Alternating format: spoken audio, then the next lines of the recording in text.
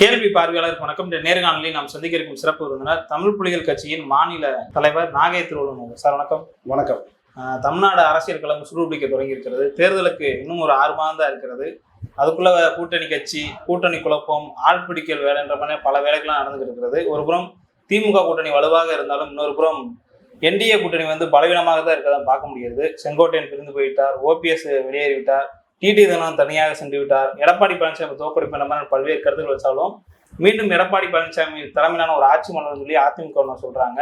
திமுக ஒரு புறம் அசுர பலத்துல இருக்காங்க. எப்படி பாக்குறீங்க சார்?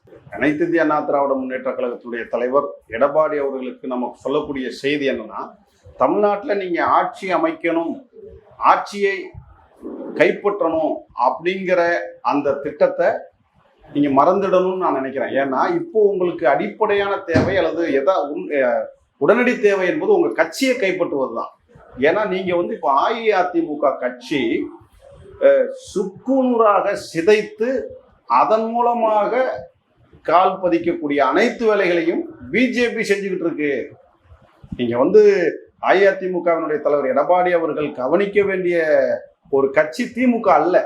முதல்ல உங்க கூட்டணியில இருக்கக்கூடிய பிஜேபி கட்சியோட தான் நீங்க ரொம்ப கவனமா இருக்கணும், எச்சரிக்கையா இருக்கணும். அது உங்க கூட கூட்டணியா இருந்துகிட்டே உங்க கூட இருக்கிறவங்கள உடைக்கிறாங்க, உங்ககிட்ட இருந்து விலகி போனவங்களை உங்களுக்கு எதிராக திருப்புறாங்க. இந்த கட்சியை சிதைப்பதற்கான அனைத்து வேலைகளையும் யார் செய்யறாங்க அப்படிங்கிறத கூட உங்களால புரிஞ்சுக்க முடியலைன்னா, இதை பிஜேபி தான் செய்யுதுங்கிறத கூட உங்களால ஐடென்டிபிகேஷன் பண்ண முடியலைன்னா, நீங்க எப்படி மிகப்பெரிய இயக்கமாக இருக்கக்கூடிய, மிகப்பெரிய வலிமையான கூட்டணியாக இருக்கக்கூடிய திராவிட முன்னேற்ற கழக தலைமையிலான கூட்டணியை நீங்க எப்படி அவங்களை எதிர்த்து நீங்க எப்படி போட்டி போட முடியும்? அதனால நீங்க இப்போ தக்க வைக்க வேண்டியது உங்களுடைய கட்சியை, உங்களுடைய சின்னத்தை. ஏன்னா நாங்க யதார்த்தமாவே சொல்றோம், திராவிட மாடல் அரசு என்கிற ஒரு அரசுக்கு எதிர்கட்சியாக அதே திராவிட சித்தாந்தத்தை கொண்ட கட்சியாக வலிமையாக இருந்த அதிமுக அதே சிந்தனையோடு இருந்து செயல்படுவதைத்தான் நாங்களும் விரும்புகிறோம். ஆனால் அப்படிப்பட்ட ஒரு நிலையை சிதைத்து திராவிட சித்தாந்தத்துக்கு எதிராக தேசிய சித்தாந்தத்தை கொண்ட பிஜேபி கால் பதித்து விடக்கூடாது என்கிற கவலையோடு தான் நான் இந்த கருத்தை நாங்கள் பதிவு செய்ய விரும்புகிறோம். எனவே தலைவர் எடப்பாடி பழனிசாமி அவர்கள் உடனடியாக தன்னுடைய கட்சி எடப்பாடி பழனிசாமி அவர்களே ஒரு பதிவு சொல்றாங்க, எங்க கூட்டணியை பத்தி யாரும் கவலைப்பட தேவையில்லை, நாங்க வலுவா இருக்க, திமுகவுக்கு தோல்வி பயம் வந்துருச்சு, அவங்க கூட்டணிக்குள்ள சலசலப்பு வந்துச்சு, அதனால எங்களை இப்படி சொல்றாங்கன்னு சொல்றாரு. இல்ல, பூனை கண்ணை மூடிட்டா உலகமே இருட்டா இருக்கும்னு உணர்ற மாதிரி அது அப்படி இல்லை. நாங்க உங்க கூட்டணியை பத்தி கவலைப்படலைன்னா நாங்க தமிழ்நாட்டு மக்களை பத்தி கவலைப்பட வேண்டியது இருக்கு. ஏன்னா உங்க மேல சவாரி செஞ்சுதானே பிஜேபி உள்ள வர்றான். பிஜேபி மக்கள் விரோத கட்சி மட்டும் இல்லைங்க, மனித விரோத கட்சி. ஒரு மனித குலத்திற்கு விரோதமாக இருக்கிற பிஜேபி கால் பதிப்பது உங்கள் மூலமாக. உங்க மிகப்பெரிய கட்சிங்க அஇஅதிமுக. வெறும் பெரிய பெரிய எம்ஜிஆர் அவர்களோ ஜெயலலிதா அவர்களோ மிகப்பெரிய ஆளுமையாக இருந்து, எம்ஜிஆர் இருக்கிற போது, அம்மா ஜெயலலிதா அவர்கள் இருக்கிற போது நினைத்து கூட பார்க்க முடியாத, கிட்ட கூட நெருங்க முடியாத ஒரு கட்சி பிஜேபி. இன்னும் சொல்ல போனா லேடியா மோடியான்னு பார்த்துக்கிறாமா என்று சவால் விடக்கூடிய ஒரு ஆளுமை மிக்க ஜெயலலிதா எங்க, அவங்களுடைய ஆட்சி அமைக்க போறதாக சொல்லி கொண்டிருக்கிற நீங்க எங்க? அதனால தான் நாங்க திரும்ப சொல்றோம், நீங்க நினைக்கக்கூடிய உங்க அம்மா ஆட்சி மலரணும்னா கூட நீங்க பிஜேபியை கலட்டி விட்டாகணும். இன்னைக்கு ஏன் உங்களோட பெரிய பெரிய கட்சிகள் எல்லாம் கூட்டணி வைக்க பயப்படுறாங்க, ஏன் தயங்குறாங்க, ஏன் விலகி ஓடுறாங்க? உங்க கூட பிஜேபி இருக்கிறதுனால தானே. அப்போ நீங்க பிஜேபி தான் உங்களுடைய கட்சியை உடைக்கக்கூடிய கட்சி, உங்க கூட்டணியை பலமிழக்க செய்யக்கூடிய கட்சிங்கிறத புரிஞ்சுக்கலைன்னா உங்க கட்சியை மட்டும் இல்ல, உங்களையே காப்பாத்துறதுக்கு வேற யாரும். பாஜக மாநில தலைவர் நயனானந்தன் என்ன சொல்றாங்கன்னா, எடப்பாடி பழனிசாமி முதல்வர் வேட்பாளர்னு அறிவிக்கிறாங்க பகிரங்கமா, அப்புறம் என்ன அவங்க பிஜேபி அவங்களை விரும்ப போறாங்க? இல்ல, அப்படித்தானே சொல்லுவாங்க. நீங்க எடப்பாடி பழனிசாமி அவர்கள் தான் முதலமைச்சர்னு சொல்லி தானே ஓட்டு கேட்க முடியும். நயினார் நாகேந்திரன் முதலமைச்சர் சொன்னா ஓட்டு போட்டுருவாங்களா? பிஜேபி தான் இந்த கூட்டணிக்கு தலைமைன்னு சொன்னா ஓட்டு போட்டுருவாங்களா? அப்போ ஓட்டு போட மாட்டாங்க. அப்போ எடப்பாடி அவர்களை வைத்து தான் இவர்கள் உள்ளே வர முடியும். ஆனா உள்ள வந்த பிறகு எடப்பாடி கூட இருக்கிற எம்எல்ஏக்களையே விலைக்கு வாங்க மாட்டாங்கன்னு என்ன நிச்சயம்? பல மாநிலங்கள்ல மிக குறைவா தேர்வு செய்யப்பட்ட எம்எல்ஏக்களை கொண்ட பிஜேபி ஆட்சி அதிகாரத்திலே உட்கார்ந்துருக்கு. என்ன காரணம்? எதிர்கட்சியில இருக்கிறவங்கள, கூட்டணி கட்சியில இருந்தவங்களுடைய எம்எல்ஏக்களையே விலைக்கு வாங்கி தானே பல மாநிலங்கள்ல பிஜேபி ஆட்சி அமைச்சிருக்கு. அது நாளைக்கு தமிழ்நாட்டில் நடக்காதுங்கிறதுக்கு என்ன அதிமுக பலவீனமா இருக்கு? கட்டாயம். ஏன்னா பலவீனப்படுத்திடுவாங்க, பலவீனமா தான் இருக்கு. ஏன்னா ஜெயலலிதா அவர்கள் மறைவுக்கு பிறகு அதிமுக பலம் இழந்து தான் இருக்கு. பலம் இழந்து தான் இருக்குங்கிறத நாம என்ன சொல்றது? பலம் இழந்து இருக்கிறதுனால தானே அது மேல பிஜேபி சவாரி செய்யணும்னு நினைக்குது. இன்னைக்கு நீங்க நடிகர் விஜய் வந்து திமுகவுக்கும் டிவிகேவுக்கும் தான் போட்டின்னு அவர் என்ன எதை வச்சு சொல்ல வர்றாருன்னா அதிமுக பலவீனமா இருக்குங்கிறத தான் மறைமுக அவர் சொல்ல வர்றாரு. அப்போ இது மக்களுடைய யதார்த்தமும் அப்படித்தான் இருக்கு. அதனால பலவீனமா இருக்குன்னா பலவீனமா இருக்குங்கிறத நீங்க புரிஞ்சுக்கிட்டு பலப்படுத்துறதுக்கு நீங்க முயற்சி செய்யலாம். அது வந்து அது அப்படிதான் செய்வாங்க. அது செய்யறதுல மாற்றுக்கிறதுல. ஆனா பலவீனமா இருக்கு, பலவீனப்படுத்துது பிஜேபி அப்படிங்கறத நீங்க உணர தொடங்கினா நீங்க எப்படி வாக்கு சதவீதம் எதுவுமே குறைஞ்சது இல்ல. இப்ப பலவீனம்னா வாக்கு சதவீதமா குறையணும் அப்படி எதுவுமே இல்ல. அதுதான் வாக்கு சதவீதம்ங்கிறதே. இப்ப நீங்க வந்து பிஜேபி வந்துருச்சுல, வரக்கூடிய தேர்தலை நீங்க சந்திச்சு பாருங்க. வாக்கு சதவீதம் மட்டும் குறையாது, கட்சியே காணாம போயிடும். இந்த நிலை நீடிச்சா அதுதான் யதார்த்தம். அதனால உண்மையிலேயே கவனம் செலுத்த வேண்டியது ஏடிஎம்கேவை வலுப்படுத்துவதற்கு, காப்பாற்றுவதற்கு தான் அவர் கவனம் செலுத்தணும். பிஜேபி கிட்ட தான் அவர் எச்சரிக்கையா இருக்கணும் தவிர. ஆனால் இவ்வளவு கவனமாக இருந்தாலும் எச்சரிக்கையா இருந்தாலும் இந்த வரக்கூடிய 2026 சட்டமன்ற தேர்தலில் திராவிட முன்னேற்ற கழக தலைமையிலான கூட்டணி மகத்தான வெற்றியை பெறும் என்பதில் எல்லளவும் சந்தேகம் கிடையாது. அதிமுக என்ன சொல்றாங்கன்னா, திமுக மீது மக்கள் அதிருப்தியில இருக்காங்க, வருகின்ற தேர்தலில் வீட்டுக்கு அனுப்பிடுவாங்க, டெபாசிட்டே தராதுன்னு சொல்றாங்க. இதெல்லாம் வந்து நகைப்புக்குரிய செய்தி. திமுக ஆட்சி கடந்த இந்த 4 ஆண்டுகள்ல எவ்வளவு மாற்றங்களை உருவாக்கி இருக்கு, மக்கள் மத்தியில் எவ்வளவு நம்பிக்கையை உருவாக்கி இருக்கு. நான் ஒண்ணு சொல்லட்டுங்களா, திமுகவிற்கு 2026ல எதிர்கட்சிகளே கிடையாது. தனித்த பெரும்பான்மையோடு ஜெயிக்க போறாங்க. ஏன்னா கூட்டணி வலிமையாக இருக்கு, அவர்கள் செய்த திட்டங்கள் வலிமையாக இருக்கு. 10 ஆண்டு காலம் எடப்பாடி ஆட்சியில் இழந்த மாநில உரிமைகளை எல்லாம் தக்க வைக்கக்கூடிய செயல்பாடுகளை 4 ஆண்டு காலத்தில் திராவிட முன்னேற்ற கழகம் செய்திருக்கிறது. எனவே திராவிட முன்னேற்ற கழகம் மக்கள் மத்தியில் செல்வாக்கு பெற்றிருக்கிறது என்பதுதான் நிதர்சனமான உண்மை. சட்ட ஒழுங்கு உள்ளிட்ட பல்வேறு காரணங்களை அடுக்கிறாங்க அவங்க. இல்ல, சட்டம் ஒழுங்கு பிரச்சனைக்கு தான் உடனடியாக நடவடிக்கை எடுக்கிறாங்களே, உடனடியாக குண்டாஸ் போடுறாங்களே, உடனடியாக ரிமாண்ட் பண்றாங்களே, உடனடியாக கைது செய்யறாங்களே. நடவடிக்கைகள் துரிதமாக இருக்கு, தண்டனைகள் கடுமையாக இருக்கு. ஒரு நாட்டுல சட்டம் ஒழுங்கு பிரச்சனை வரும். ஆனால் ஒரு அரசு அந்த சட்டம் ஒழுங்கு பிரச்சனையை கண்டும் காணாமல் இருக்கிறதா என்று சொன்னால் கிடையாது. உடனடியாக நடவடிக்கையில் களத்தில் இறங்குகிறார்கள். எனவே சட்டம் ஒழுங்கு பிரச்சனை சரியில்லை, அது இல்லை, இது இல்லைங்கிறது எதிர்கட்சிகள் சொல்லக்கூடிய வழக்கமான ஒன்றுதான். ஆனால் எல்லாவற்றையும் மீறி சிறப்பான ஒரு நிர்வாகத்தை, சிறப்பான ஒரு நடவடிக்கைகளை தமிழக அரசு மேற்கொண்டு வருகிறது என்பதுதான் வெளிப்படையான மக்கள் மத்தியில் இருக்கக்கூடிய ஒரு கருத்து என்பதை நான் இந்த இடத்துல பதிவு செய்ய விரும்புகிறேன். மக்கள் மத்தியில ஸ்டாலின் வந்து நம்பிக்கை இழந்துட்டான்னு ஒரு கருத்தை வைக்கிறாங்க. அதுதான் நம்பிக்கையை பெற்றிருக்கிறாருங்கிறத நான் சொல்றேன். நம்பிக்கை எந்த இடத்துல நம்பிக்கை இழந்திருக்கிறாரு, நம்பிக்கையை வந்து மக்கள் மத்தியில அதிகமா பெற்றிருக்கிறாருங்கிறது தான். நீங்க வந்து இந்த 4 ஆண்டு காலம், அதான் சொன்னேன், நீங்க 10 ஆண்டு காலத்துல வந்து இழந்த அனைத்து உரிமைகளும் திரும்ப பெறப்பட்டு இருக்கு. இன்னும் சொல்ல போனா இந்தியாவிலேயே ஒரு முன்மாதிரியான, இந்தியாவுக்கே வழிகாட்டக்கூடிய ஒரு மாநிலமாக தமிழ்நாடு இருப்பது என்பது இந்த தளபதி ஸ்டாலின் அவர்களுடைய இந்த திராவிட மாடல் ஆட்சியில தானே. நீங்க வந்து இன்னைக்கு எஸ்ஐஆரை இந்தியாவிலேயே முதல்ல எதிர்த்தது தமிழ்நாடு அரசு, திமுக அரசு தானே.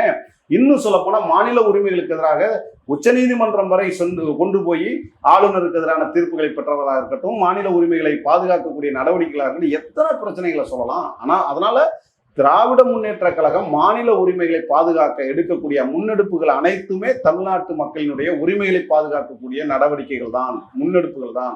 எனவே இந்த முன்னெடுப்புகள் எல்லாம் தமிழக மக்கள் மத்தியில் நல்ல வரவேற்பை பெற்றிருக்கிறது. மக்கள் அவர்கள் கொண்டு வந்திருக்கிற இலவச பேருந்து, என்ன சொல்றாரு, கட்டணமில்லாத பேருந்து என்பதை திட்டமாக இருக்கலாம், மக்களை தேடிய மருத்துவம் திட்டமாக இருக்கலாம். இதெல்லாம் வந்து பார்த்தீங்கன்னா வெளிநாட்டுக்காரங்க தமிழ்நாட்டினுடைய முதலமைச்சருடைய அறிவிப்பை வந்து நடத்தி முன்னெடுத்துட்டு போறாங்கன்னா அது எவ்வளவு பெரிய விஷயம். நீங்க காலை உணவு திட்டம், தமிழ்நாட்டினுடைய முதலமைச்சருடைய ஸ்டாலின் அவர்களுடைய திட்டத்தை பார்த்து இன்னைக்கு வெளிநாட்டுல காலை உணவு திட்டம் கொண்டு வர்றான். எந்த பிஜேபி ஆளுகிற மாநிலத்திலேயாவது காலை உணவு திட்டம் இருக்கா? அதெல்லாம் கிடையாது. அப்போ இதெல்லாம் எளிய மக்களுக்கு தாங்க தெரியும். இப்ப நீங்க சொல்றாங்க ஓசி பஸ்ல எல்லாம் எங்களுக்கு வேண்டாம், எங்களுக்கு 1000 ரூபா வேண்டாம், எங்களுக்கெல்லாம் சோறு வேணாம்னா உனக்கு வேணாம். நான் இன்னைக்கு அதனால பயன்படக்கூடிய லட்சக்கணக்கான மக்கள் இருக்கிறாங்களே, அவங்களுக்கு பயன்படுத்தானே. இப்போ வந்து உங்களுக்காக இது வந்து பயன் பெற தேவையில்லை என்பவர்களுக்கு இந்த திட்டம் கிடையாது.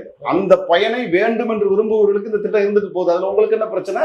இதையெல்லாம் மக்கள் வரவேற்கிறாங்கிறேன். ஏழை எளிய மக்கள் இந்த திட்டத்தை வரவேற்கிறார்கள். எனவே இது ஏழை எளிய மக்கள் மத்தியில் நல்ல வரவேற்பை பெற்றிருக்கக்கூடிய ஒரு திட்டமாக இருக்கிற காரணத்தினால்தான் ஸ்டாலின் அவர்களுக்கு, முதலமைச்சர் அவர்களுக்கு, திராவிட மாடல் அரசுக்கு நல்ல பெயர்கள் அல்லது நல் மதிப்புகள் உயர்ந்திருக்கிறது என்பதுதான் நிதர்சனம். இந்த சம்பவம் ஒரு புறம் நம்ம எடப்பாடி பழனிசாமி அவர்களை பத்தி பேசின ஒரு கருத்து இருந்தாலும், ஒரு மாதம் கரூர் தேர்தலுக்கு பிறகு வந்து தாவேகா தலைவர் விஜய் அவர்கள் வந்து தங்களுடைய அரசியல வந்து இன்னும் வீரியமா எடுக்க தொடங்கி இருக்கிறார்.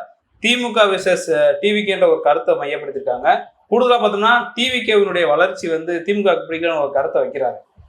இல்ல, அது ஏற்றுக்கொள்ள முடியாத கருத்து. எப்பவுமே தமிழ்நாட்டுல போட்டிங்கிறது திமுக அதிமுகவுக்கு தான். நம்ம அதிமுக இன்னைக்கு பலவீனப்பட்டிருக்கு அல்லது அதை வந்து பிஜேபி வந்து செல்லரிக்க துடிக்குது அப்படிங்கிறதெல்லாம் வேற செய்தி. ஆனா யதார்த்தம் என்னன்னு பார்த்தீங்கன்னா, தமிழ்நாட்டை பொறுத்த மட்டும் திமுக அதிமுக தான் ஆளுகிற கட்சி, எதிர்கட்சி என்கிற இந்த இருமுனை கட்சிகளுக்கு தான் போட்டி எப்பவுமே தமிழ்நாட்டினுடைய அரசியல் இருக்குங்கிறத நம்ம யதார்த்தமாவே புரிஞ்சுக்கிறோம். இதுக்கு இடையில டிவிகேவாக இருக்கலாம் அல்லது வேற எந்த கட்சிகளா இருந்தாலும் நாங்க தான் அப்படின்னு சொன்னாலும் அது வந்து நடைமுறைக்கு சாத்தியம் இல்லை. இல்ல, மக்கள் மத்தியில வரவேற்பு இருக்குல்ல விஜய்? வரவேற்பு இல்லையே. எப்படி நீங்க வரவேற்பு? நீங்க மக்கள் மத்தியில எப்படி வரவேற்பு? நீங்க வரவேற்பு கூடுறாங்க. கூட்டம் கூடுவது என்பது வேற, தேர்தல் அரசியலுக்கு தேவையான கட்டமைப்பு என்பது வேற. நீங்க வந்து பாத்தீங்கன்னா தமிழ்நாட்டுல திமுக அதிமுக இருக்கக்கூடிய அந்த கட்டமைப்பு இருக்குல்ல, கிராம கிளை செயலாளர்கள் இருந்து ஒவ்வொரு திமுக தொண்டன் ஒவ்வொரு கிளை செயலாளரும் தன்னுடைய கிளையில எத்தனை ஓட்டு இருக்கு, அதுல யாரெல்லாம் டிஎம்கேக்கு ஓட்டு போடுவா, யாரெல்லாம் ஏடிஎம்கேக்கு போடுவா, யாருக்கிட்ட எப்படி பேசணும், அந்த ஓட்டை தனக்கான ஓட்டை எப்படி மாத்தணுங்கிற அளவிற்கு ஒரு அரசியல் தெளிவை பெற்றக்கூடிய ஒரு கட்டமைப்போடு இருக்கக்கூடிய கட்சி திராவிட முன்னேற்ற கழகம். சம்டைம்ஸ் அதிமுக கிட்டையும் இந்த கட்டமைப்பு இருக்கு. அப்போ இந்த மாதிரியான கட்டமைப்பு இருக்கக்கூடிய கட்சிகள் தான் நீங்க வந்து தேர்தல் களத்தை சந்திக்க முடியுமே தவிர டிவிகேக்கு என்ன கட்டமைப்பு இருக்கு? அதற்கு அவங்க கட்சியை ஒரு விளக்கம் கொடுத்திருக்காங்க. ஒரு பூத்ல 50ல இருந்து 100 உறுப்பினர்கள் இருக்காங்கன்னா பூத் ஏஜென்ட்லாம் இருக்காங்க.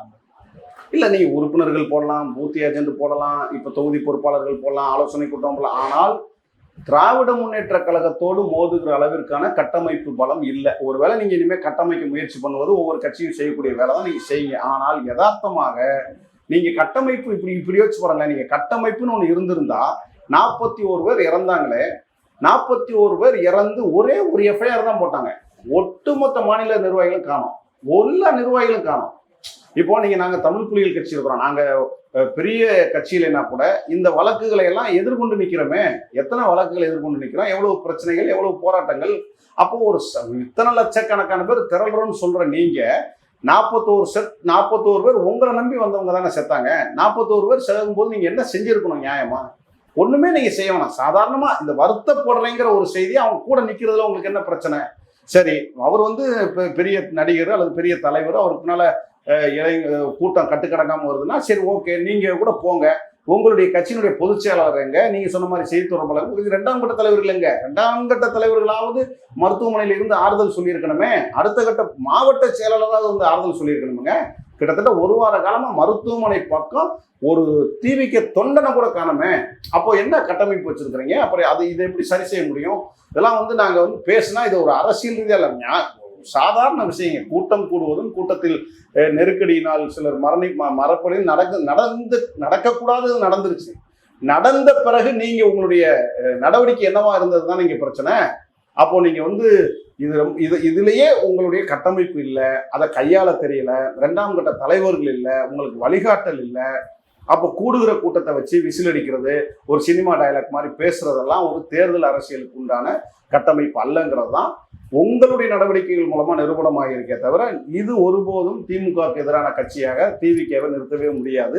டிவிகே அப்படிங்கிற கட்சி இன்னும் பல்வேறு களத்தை சந்தித்து பல்வேறு அனுபவங்களை பெற்று கட்டமைப்பை எல்லாம் உருவாக்கி ஒருவேளை பிற்காலத்தில் திமுகவுக்கு எதிர்க்கட்சியாக வர வேண்டும் என்று நினைத்தாலும் நீங்கள் அதற்கான முயற்சிகளை மேற்கொள்ளலாம். ஆனால் தற்போதைய அரசியல் களத்தில் திமுகவோடு போட்டி போட நான் வந்து இதை ரொம்ப திமுக கார மாதிரியே பேசுற மாதிரி கூட யோசிக்கலாம். அதனால திமுகவுக்கு நிகராக கட்டமைப்போட போட்டி போடுகிற கட்சி தமிழ்நாட்டில் இப்போ வரைக்கும் இல்லைங்கிறது தான் ஒரு நிதர்சனமான உண்மைங்கிறத நான் இங்கே பதிவு செய்யறேன். 4 முறை போட்டி வந்து வரக்கூடிய தேர்தலில் வந்து இருக்கும்னு நினைக்கிறேன். ஒரு புறம் விஜய், இன்னொரு புறம் சீமான், ஒரு அதிமுக, திமுக. இந்த சவால்களை திமுக எதிர்கொண்டுருமா அந்த தேர்தலில்?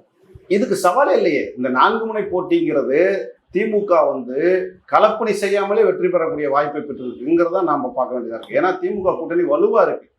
நீங்க வந்து ஒரு புறம் இப்படி 4 முனை போட்டி என்பது திமுகவினுடைய என்ன சொல்ற அசார்த்தமான வெற்றியை வந்து உறுதிப்படுத்தக்கூடிய போட்டியாகத்தான் நம்ம இதை பார்க்கிறோம். அதனால இது வந்து திமுகவினுடைய பலம் தான்.